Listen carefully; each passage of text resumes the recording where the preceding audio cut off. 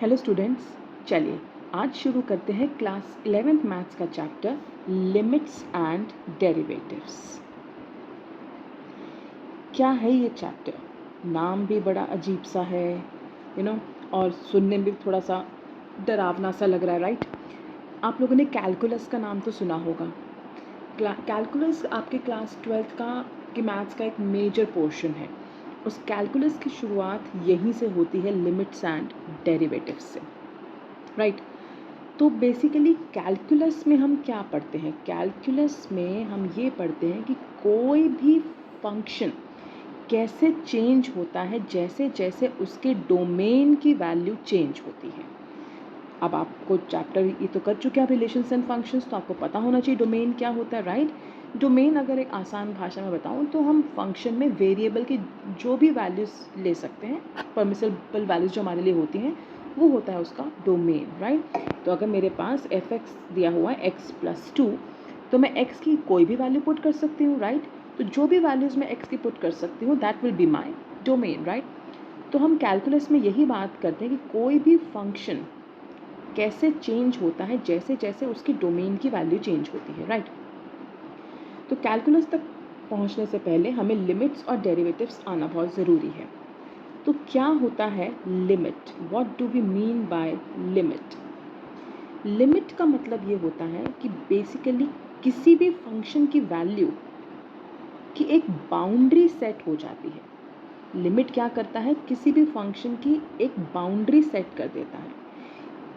क्या मतलब हुआ इस चीज़ का? मान लेते हैं हमने बोला कि मेरे पास एक फंक्शन है F of x, x+2, right? इसकी जो लिमिट है, लिमिट इसकी क्या है? x up to 2। ये क्या है अभी हम समझेंगे, लेकिन अभी फ़िलहाल के लिए देखो कि x की वैल्यू मैक्सिमम कितनी हो सकती है? 2 हो सकती है। तो मान लेते हैं कि ये मेरे पास फंक्शन था, यहाँ तक मेरे पास वैल्यू 2 आ रही है, तो मैं इस फंक्शन को सिर्फ इस वैल्यू 2 तक कैसे भी पहुंचा सकती हूँ।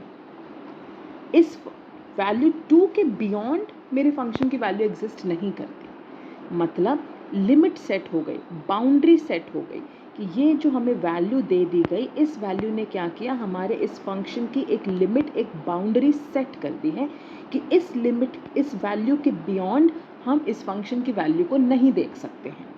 तो बेसिकली हम इस फंक्शन की वैल्यू निकालेंगे 2 के आसपास।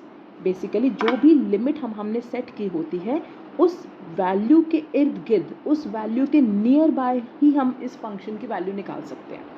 जैसे कि अभी यहाँ पर हमें x equal to x basically 2 दिया हुआ है लिमिट हमें, तो हम 2 देख सकते हैं, 2.1 पे देख सकते हैं, 1.9 पे देख सकते हैं, 2.01 तक देख सकते हैं, 1.99 पे देख सकते हैं। मतलब 2 के आसपास, नियर बाय 2 ही हम इस फंक्शन की वैल्यू देख सकते हैं, ना 2 से बेसिकली और कोई वैल्यू हमने नहीं देखनी। अब मैं सोचूं कि भैया मैं वैल्यू ले लूँ -11 पे, नहीं, क्योंकि वो 2 के आसपास नहीं है। सो मैं सिर्फ, क्योंकि मुझे लिमिट 2 दे दी गई है, तो मैं 2 के आसपास ही इस फंक्शन की वैल्यू देखूंगी।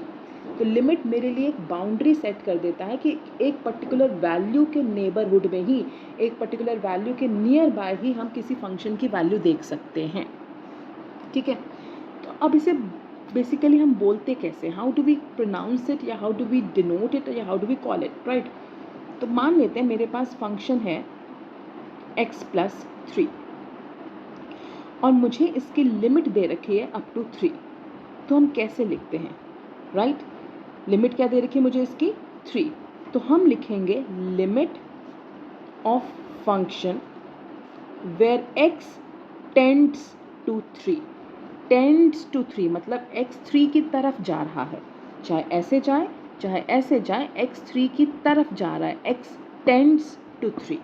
ऐसे भी लिख सकते हैं या ऐसे भी लिख सकते हैं, limit x tends to 3 of fx, limit x tends to 3, मैं डायरेक्टली fx भी लिख सकती हूँ, x+3, limit x tends to 3 x+3। तो या तो मैं f ऑफ x लिख सकती हूँ या मैं एक्चुअली में फंक्शन भी लिख सकती हूँ। तो limit x tends to 3, LIM भी लिख सकते हैं, LT भी लिख सकते हैं। तो इसका मतलब क्या हुआ कि इस फंक्शन की वैल्यू हम 3 के आसपास ही देखेंगे, 3 से ज़्यादा दूर नहीं जाएंगे, नियर बाय 3 ही इस फंक्शन की वैल्यू देखेंगे। अब अगर मुझे इस फंक्शन की वैल्यू देखनी है तो मैं देखूं कैसे? जैसे मैंने बोला कि मैं 1.9 भी ले सकती हूँ, 2.1 भी, तो हम कैसे ले वैल्यू? तो let's go to the number line to understand this.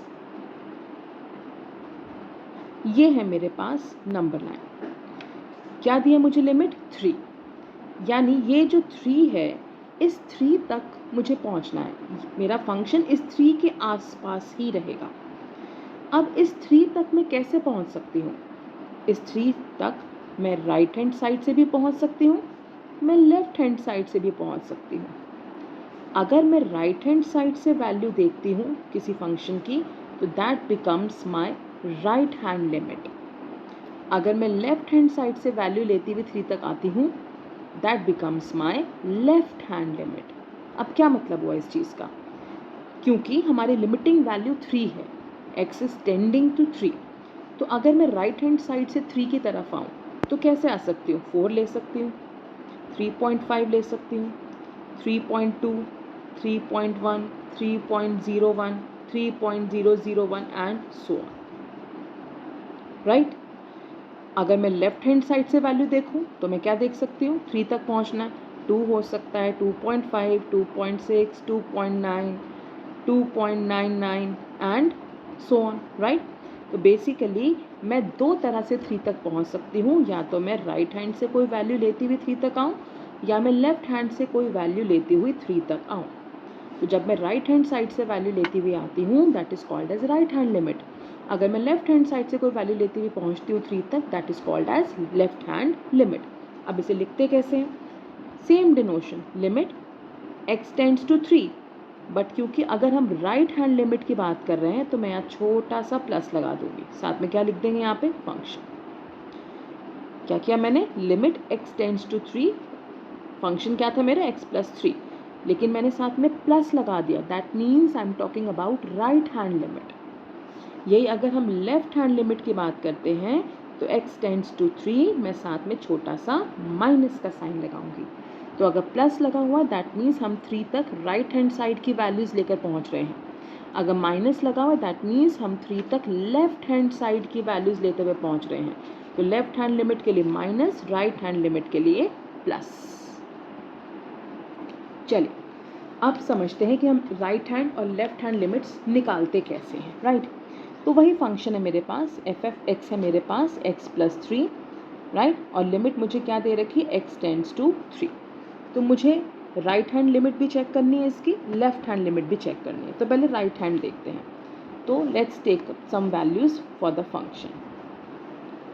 तो मैं x की वैल्यूज़ पुट करती जाऊँगी और फिर मैं अपने फंक्शन की वैल्यूज़ देखूँगी। बट क्योंकि हम राइट हैंड लिमिट की बात कर रहे हैं, यानी हम राइट हैंड से अप्रोच करेंगे 3.5, 3.2, 3.1, 3.01 एंड सो ऑन। तो let's take the value as, सबसे पहले हम क्या ले लेते हैं? 4 ले लेते हैं। अगर मैं 4 लूँगी तो ये क्या हो जाएगा? 4 प्लस 3 7। Let's take 3.5, 3.5 plus 3 6.5। अगर मैं लेती हूँ 3.1 तो 3.1 प्लस 3 6.1, 3.01, 3.01 प्लस 3 6.01, 3.001 और छोटी वैल्यू कर दी, बहुत क्लोज चली गई 3 के, तो 3.001 प्लस 3 6.001। तो अगर आप ध्यान से देखो, अगर मैं राइट हैंड साइड से 3 की तरफ आ रही हूँ, तो जैसे जैसे मैं 3 की तरफ आ रही हूँ, जैसे जैसे x 3 के पास पहुँच रहा है, वैसे वैसे मेरा फंक्शन 6 के पास पहुँच रहा है। क्या हो रहा है? जैसे जैसे x की वैल्यू 3 के नियर बाय जा रही है, वैसे वैसे मेरे फंक्शन की वैल्यू 6 के नियर बाय जा रही है। यानी कि मेरा जो ये फंक्शन है उसकी राइट हैंड लिमिट क्या है? 6। क्यों 6? क्योंकि जैसे ही मैंने 3, हमें लिमिट क्या दे रखी है? 3, कि हम 3 के नियर बाय ही वैल्यू देखेंगे। तो जैसे ही हम 3 के नियर बाय पहुँचते हैं, मेरे फंक्शन की वैल्यू क्या हो रही है? 6 के क्लोजर जा रही है। यानी कि जैसे जैसे हम 3 के पास जा रहे हैं, वैसे वैसे मेरा फंक्शन 6 के पास जा रहा है। तो मेरे राइट हैंड लिमिट में इस फंक्शन की वैल्यू क्या आ रही है? 6। ऐसे लेफ्ट हैंड लिमिट भी देख लेते हैं। Let's check left hand limits. तो हम 2 से 3 तक पहुंचेंगे, तो लेट्स टेक 2, तो 2 plus 3 5। Let's take 2.5, 2.5 plus 3, 5.5. Let's take 2.8. 2.8 plus 3, 5.8. 2.9. 2.9 plus 3, 5.9. 2.99. 2.99 plus 3, 5.99. तो इसमें भी देखो क्या हो रहा है, जैसे जैसे मैं 3 के पास पहुंच रही हूँ, 2.99 तक पहुंच गई, तो मेरे फंक्शन की वैल्यू 5.99 हो गई। मतलब ये कि जैसे जैसे हमारा x जो हमारी लिमिटिंग वैल्यू है उसके क्लोज़र जा रहा है, वैसे वैसे हमारा फंक्शन 6 के क्लोज़र जा रहा है। यानी कि इस केस में हमारी लेफ्ट हैंड लिमिट भी क्या है, 6. So as x approaches 3 from right hand side, the function approaches 6. So right hand limit is 6.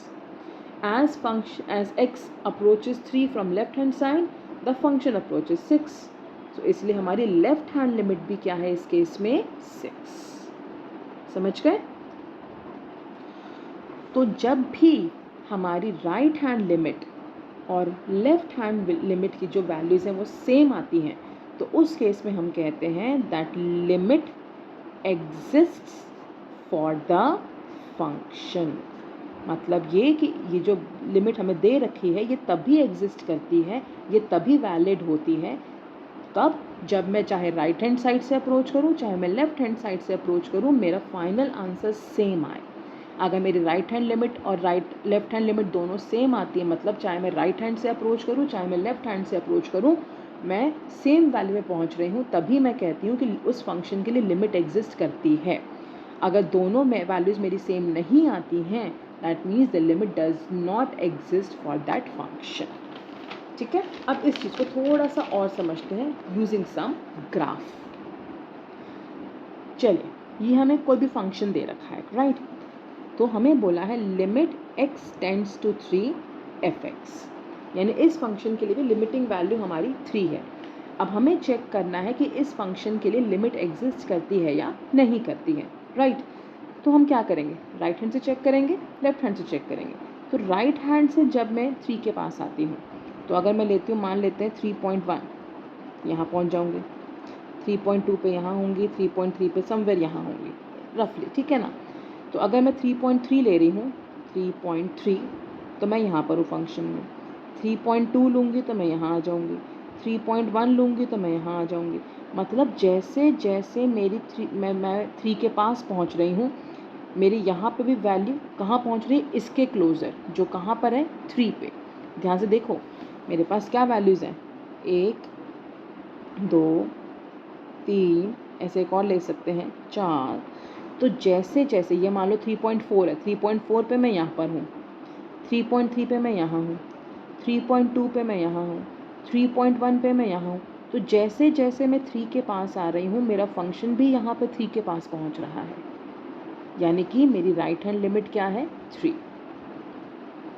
As I am moving towards 3, क्योंकि मेरी लिमिटिंग वैल्यू 3 है, जैसे जैसे मैं 3 के पास आ रही हूँ वैसे वैसे मेरा फंक्शन भी कहाँ पहुँच रहा है, 3 के पास। 3.4 पे यहाँ थी, 3.3 पे यहाँ, 3.2 पे यहाँ हूँ और 3.1 पे यहाँ हूँ, मतलब मैं 3 के क्लोज़र आ रही हूँ। तो मेरी राइट हैंड लिमिट क्या है, 3। Let's check left hand limit. यहाँ से आ रही हूँ मैं, मान लेते हैं ये 2.5 है, यहाँ पे 2.5 पे मैं यहाँ हूँ, 2.4 पे और 6 पे मैं यहाँ हूँ, 2.7 पे मैं यहाँ हूँ। तो जैसे जैसे मैं 3 के पास पहुँच रही हूँ, मैं तब भी 3 के पास आ रही हूँ, मेरा फंक्शन भी 3 के पास आ रहा है।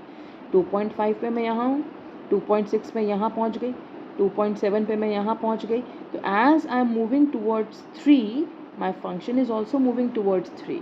That means as I am moving towards the limiting value, मेरे फंक्शन की वैल्यू भी किसकी तरफ जा रही है, 3 की तरफ। तो इसीलिए मेरा लेफ्ट हैंड लिमिट भी क्या है, 3, और इस केस में हमारी लिमिट एग्जिस्ट कर रही है, right? Let's take one more example. ये हमें कोई फंक्शन दे रखा है, राइट? तो हमें दो केसेस चेक करने हैं। पहला फंक्शन हमें बोला हुआ है लिमिट x टेंड्स टू 4, ये चेक करना है कि इसके लिए लिमिट एग्जिस्ट करती है या नहीं।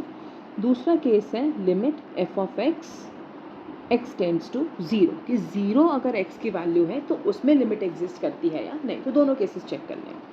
पहले लेट्स चेक फॉर 4, राइट? मतलब मुझे 4 के आसपास चाहिए वैल्यूज़।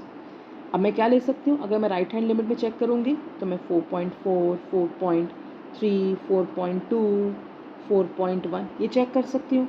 तो अगर मैं 4.4 लेती हूँ समवेयर यहाँ, तो फंक्शन की वैल्यू क्या आ रही है मेरी 5। 4.3 लूँगी तब भी मेरी वैल्यू क्या आ रही है 5। 4.2 और पास आ जाऊँगी 4 के, तब भी मेरी वैल्यू क्या आ रही है 5। और पास आऊँगी 4.1 पे पहुँचूँगी तब भी मेरी वैल्यू क्या आ रही है 5। मतलब जैसे जैसे मेरे वेरिएबल की वैल्यू, मेरे x की वैल्यू 4 के पास पहुँच रही है, मेरे फंक्शन की वैल्यू कहाँ पहुँच रही है, किसके आसपास है 5 के आसपास। यानी कि मेरी राइट हैंड लिमिट क्या है 5। एज x अप्रोचेस 4, जैसे जैसे मैं 4 के पास आ रही हूँ 4.4, 4.3, 4.2, 4.1, माई फंक्शन इज अप्रोचिंग 5। तो राइट हैंड लिमिट क्या हो गई 5। Let's check for left hand limit. मैं 4 तक कहाँ से आ सकती हूँ, इधर से 3.5 पे वैल्यू क्या है 2, 3.6 पे वैल्यू क्या है, 3.5 पे क्या है वैल्यू 2, 3.6 पे 2, 3.9 तक जाऊँगी और पास तब भी क्या है 2। मतलब जैसे जैसे लेफ्ट हैंड साइड से मेरा वेरिएबल 4 को अप्रोच कर रहा है, वैसे वैसे मेरा फंक्शन 2 को अप्रोच कर रहा है। यानी मेरी लेफ्ट हैंड लिमिट क्या है 2।